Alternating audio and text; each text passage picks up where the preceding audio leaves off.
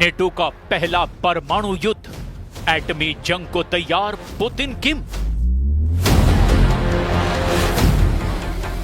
मौजूदा खौफनाक हालात, भीषण मिसाइल, ड्रोन और रॉकेट से हमले, रूस यूक्रेन जंग को तीसरे विश्व युद्ध की आग में झोंक चुके हैं। लेकिन अब सबसे दहशत फैलाने वाले हालात ये हैं कि अब नेटो के 14 देशों ने रूस से सीधी जंग के लिए परमाणु तैयारियां युद्ध स्तर पर शुरू कर दी है। उधर दूसरी तरफ पुतिन और रूस के कट्टर समर्थक उत्तर कोरिया के लीडर किम जोंग उन ने अपनी परमाणु परेड से जहां ट्रंप के होश उड़ा दिए, तो वहीं दुनिया को ये भी दिखाया कि रूस जंग के मैदान में बहुत आगे की तैयारी कर चुका है। रूस पहले ही बेलारूस के साथ मिलकर के जापान 2025 और परमाणु युद्ध की तैयारियां 10 से 16 सितंबर के बीच पूरी कर चुका है। इधर उत्तर कोरिया के supreme leader Kim Jong Un ने उत्तर कोरियाई सेना की 80वीं वर्षगांठ के मौके पर दुनिया की सबसे विनाशक मिसाइलों के साथ शक्ति प्रदर्शन किया है। वॉर एक्सपर्ट्स का दावा है कि चाहे रूस हो या फिर नेटो, यूरोप या फिर अमेरिका, सभी मानकर चल रहे हैं कि जब तक आर पार की जंग नहीं होगी तब तक दुनिया में फिर से शक्ति संतुलन नहीं हो पाएगा। और यही वजह है कि 3.5 साल बाद भी रूस यूक्रेन पर कब्जा करने में जुटा हुआ है। हम आपको अब जंग का वो दौर दिखाने जा रहे हैं जहां फैसला परमाणु युद्ध से होगा।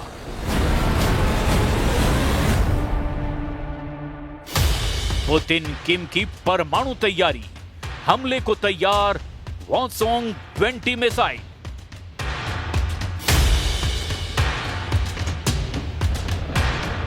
दुनिया के लगभग सभी देश जानते हैं कि रूस की परमाणु ताकत के सामने दुनिया का कोई भी देश नहीं टिक सकता।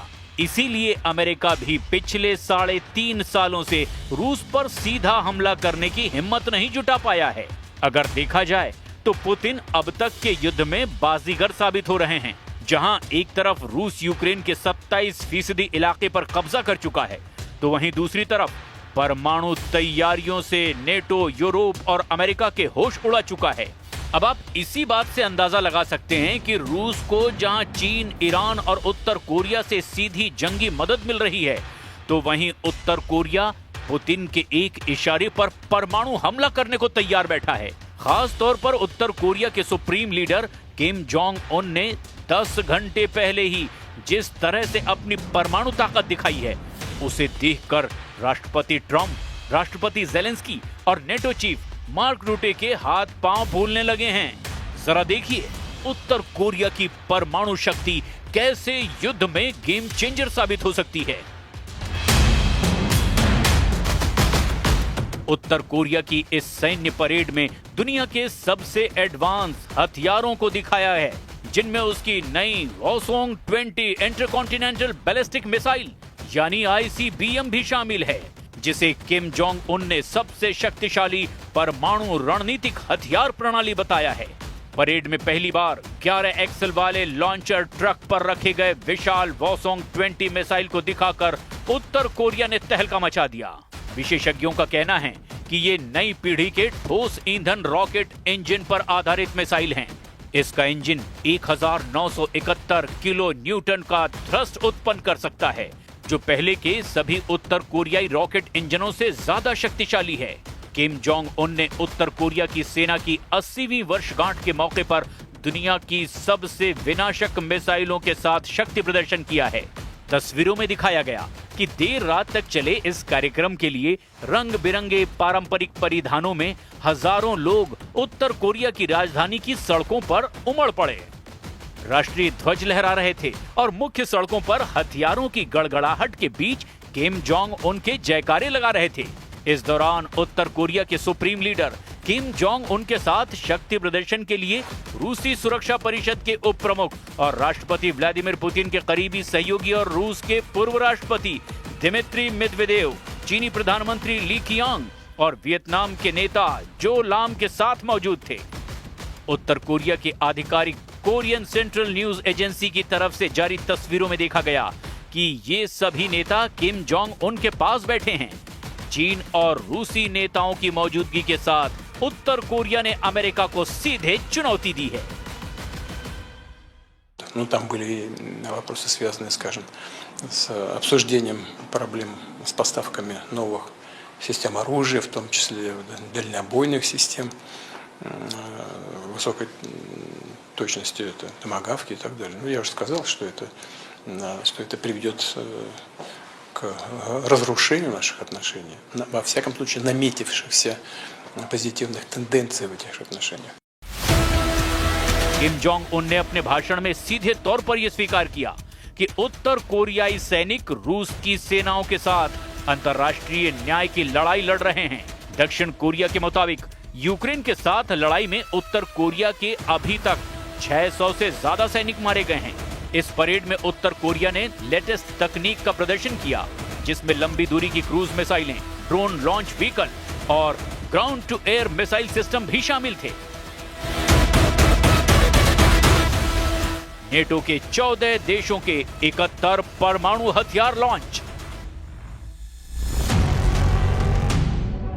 इधर दूसरी तरफ नेटो और यूरोपीय देशों ने हैरान करने वाला दावा किया है। खबर है कि अब रूस के यूक्रेन पर आक्रामक और खूनी हमलों को देखते हुए नेटो और अमेरिका भी आर पार की जंग को मजबूर हो रहे हैं। फिलहाल अमेरिका रूस से सीधी जंग से बचना चाहता है, लेकिन नेटो और यूरोप के 14 देश रूस के खिलाफ ऐसा परमाणु चक्रव्यूह रच रहे हैं जो दुनिया को विनाश की कगार पर पहुंचा सकता है। जरा देखिए कैसे यूक्रेन युद्ध के बीच रूस की लगातार परमाणु धमकियों के जवाब में नेटो 36 घंटे बाद अपनी सबसे बड़ी परमाणु एक्सरसाइज शुरू करने जा रहा है। ये युद्धाभ्यास, जिसे न्यूक्लियर डेटरेंस कहा जा रहा है, 13 अक्टूबर से शुरू होगा और इसमें 14 देशों के 71 यूरोपीय विमान परमाणु हथियार लॉन्च करने का अभ्यास करेंगे। इस परमाणु अभ्यास को स्टीट फास्ट नून नाम दिया गया है, जो लगभग 2 हफ्ते तक चलेगा और इसका नेतृत्व नीदरलैंड करेगा। इसमें 14 नेटो देशों के 71 विमान शामिल होंगे। इस अभ्यास का मुख्य उद्देश्य परमाणु रक्षा प्रणाली को सक्रिय करना और पारंपरिक हथियारों के साथ परमाणु निवारण पर जोर देना है। नेटो इस बड़े सैन्य अभ्यास के जरिए अपने सदस्य देशों को रक्षा सुरक्षा का भरोसा दिलाना चाहता है। नेटो से जुड़ी यूरोपीय मीडिया के मुताबिक इस नेटो परमाणु अभ्यास में परमाणु हथियार ले जाने में सक्षम परमाणु बम, विमान और लड़ाकू जेट भाग ले रहे हैं। नेटो से जुड़ी यूरोपीय मीडिया के मुताबिक इस नेटो परमाणु अभ्यास में परमाणु हथियार ले जाने में सक्षम बम वर्षक विमान और लड़ाकू जेट भाग ले रहे हैं, लेकिन किसी भी परमाणु हथियार या जीवित गोला बारूद का इस्तेमाल नहीं किया जाएगा। नेटो महासचिव मार्क रूटे ने एक वीडियो बयान में कहा, हमें ऐसा करने की जरूरत है क्योंकि हम अपनी परमाणु तैयारियां पूरी रखना चाहते हैं। इस परमाणु अभ्यास का अधिकांश हिस्सा उत्तरी सागर में रूस और यूक्रेन से दूर आयोजित किया जा रहा है और इसमें बेल्जियम, ब्रिटेन, डेनमार्क और नीदरलैंड्स के सैन्य अड्डे भी शामिल होंगे। We spoke with the United States. We are very thankful to President Trump for this dialogue. Last time we had very good meeting, very productive dialogue, and we spoke about long-range missiles, long-range weapon. I mean, we spoke about it, so we will see. Everything depends on his decision. अब ऐसे हालात में साफ है कि दूसरी तरफ चीन, उत्तर कोरिया और ईरान जैसे देशों के साथ मिलकर रूस ऐसी जंगी तैयारी कर रहा है जो नेटो और यूरोप पर बहुत भारी पड़ सकती है।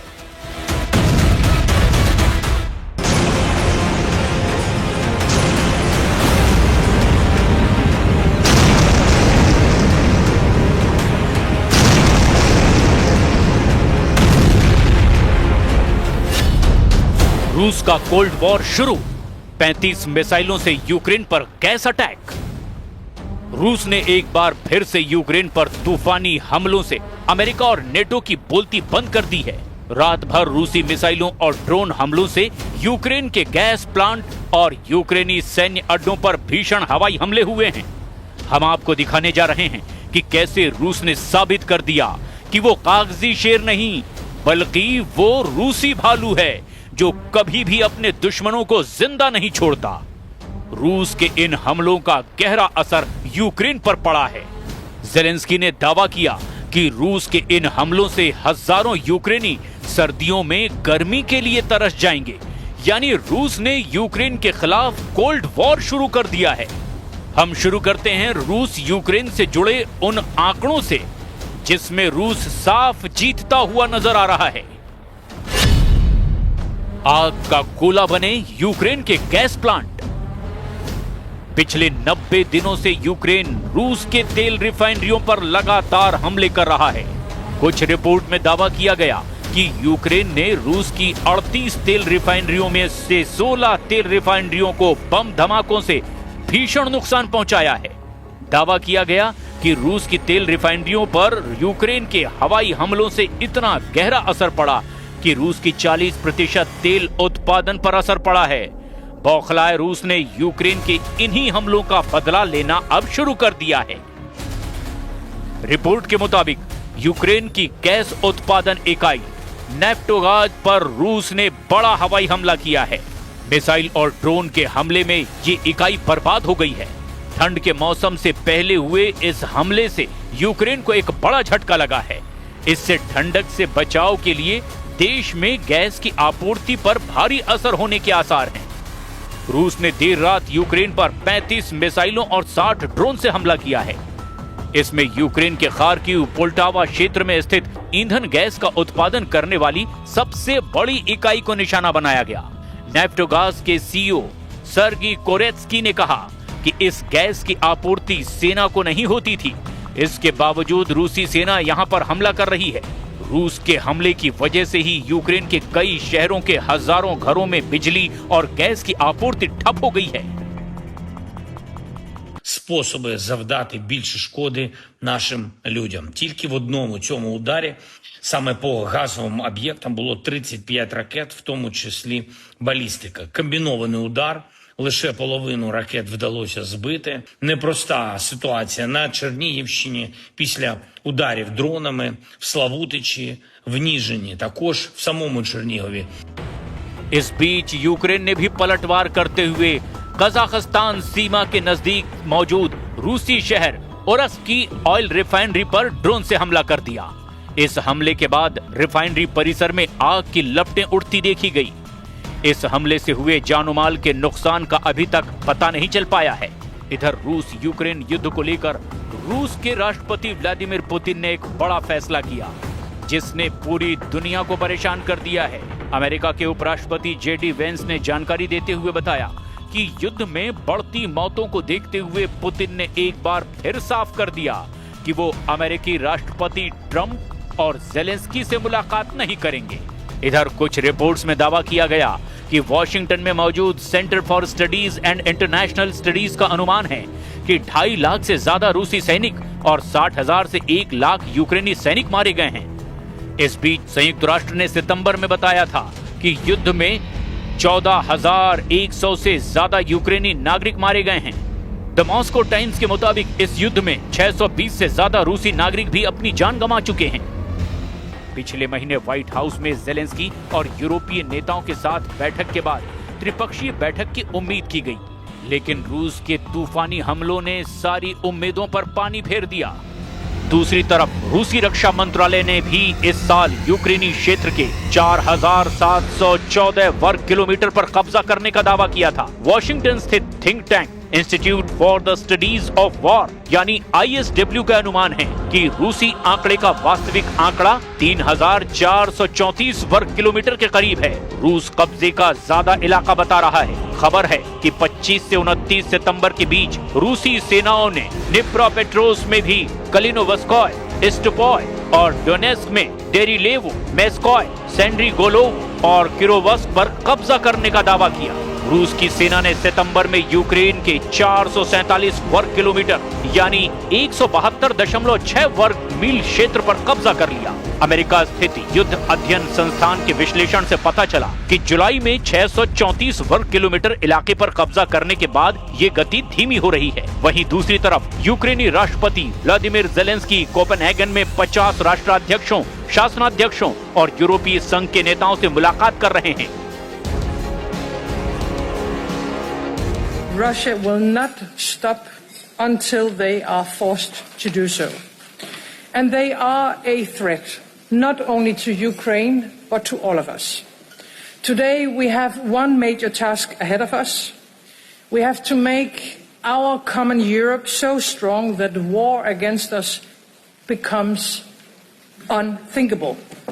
And we have to do it now. ये अंदाजा लगाना बेहद मुश्किल है कि अगर परमाणु जंग छिड़ी तो कौन सा देश जीतेगा। लेकिन इस वक्त रूस ने अपने तेवरों से साबित कर दिया है कि रूस यूक्रेन में अपना मिशन पूरा करने के लिए अब किसी भी हद तक जाने को तैयार है।